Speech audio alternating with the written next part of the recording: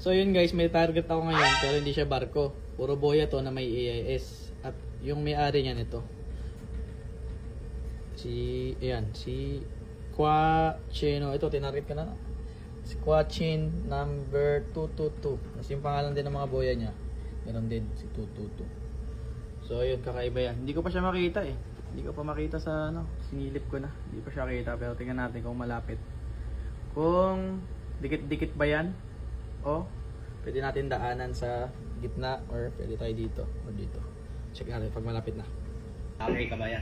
Sige, daanan ko lang sa gitna. Thank you.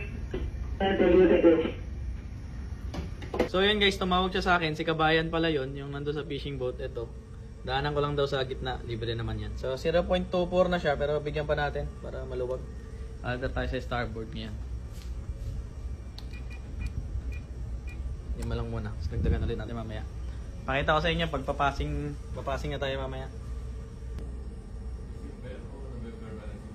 Bumibili kami.